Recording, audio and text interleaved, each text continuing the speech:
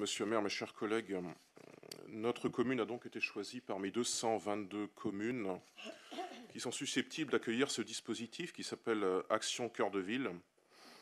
Dispositif dont vous rappelez qu'il a été mis en place à l'issue de la conférence nationale des territoires du 14 décembre dernier.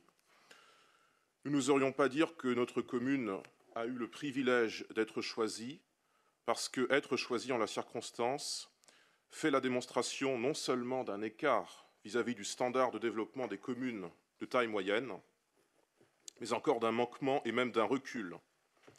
Et c'est ce dernier aspect du recul qui est très perceptible dans les annexes qui nous inquiète le plus.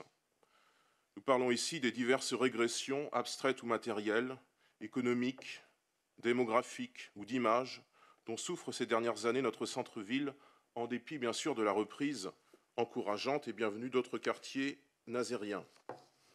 Le Rassemblement national relève également des tournures de langage abusives dont use et abuse le texte de cette délibération. Il faut d'abord relever l'euphémisme autour de la démarche partenariale que mettrait en œuvre le gouvernement dans le cadre de ce programme, et plutôt y lire une insuffisante concertation et un manque d'approche locale. De toute manière, les déclarations de ces derniers jours, en particulier hier, à l'initiative de nombre de régions et de départements sur le thème, entre guillemets, de la recentralisation, que ces déclarations soient justifiées, qu'elles ne le soient pas, relativisent sans doute de beaucoup le caractère de partenariat, entre guillemets, que serait la politique gouvernementale à l'endroit des collectivités. Et sur cet aspect-là aussi, le président Macron a menti, et vous l'avez pourtant soutenu en conscience. Ce qui surprend aussi dans la forme de ce texte, et nous l'avions déjà relevé par le passé en séance du Conseil communautaire, j'ai plus la date, mais on l'avait fait il y a 2 ans, je pense à peu près, c'est le terme de ville-centre d'une intercommunalité, qui témoigne bien d'une hiérarchie des communes et d'une captation du pouvoir par une seule, qui est généralement la plus peuplée, avec la perspective pour son maire d'être président de l'ensemble, cumul que vous incarnez depuis 4 ans et que nous avions raison de dénoncer.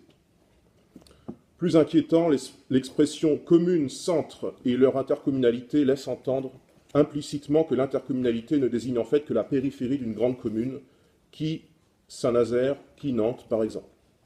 Quant au fond, et le cœur de notre ville donc, nous évoquions que les annexes, il y a quelques minutes, complétaient tristement ce bref portrait d'un centre en souffrance.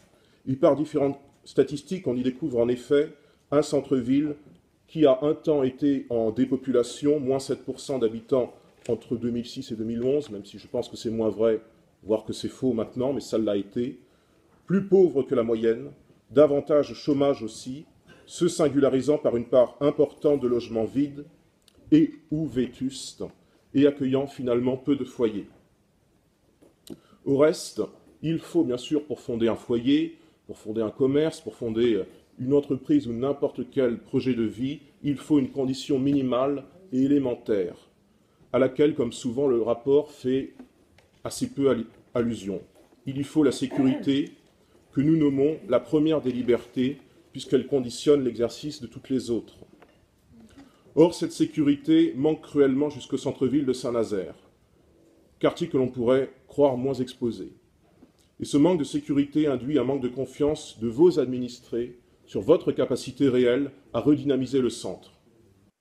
Monsieur le maire, vous n'êtes pas perçu avec sérieux lorsque vous laissez faire dans les rues du centre les petits trafics de drogue, les rodéos de mini-motos.